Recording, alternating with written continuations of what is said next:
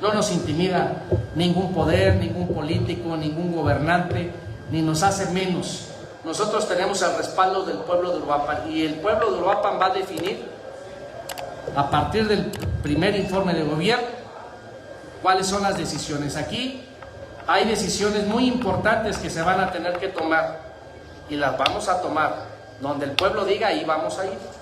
Entonces, sí, va a haber sorpresas para que estén pendientes de los próximos capítulos de esta historia de gobierno, de esta historia de lucha.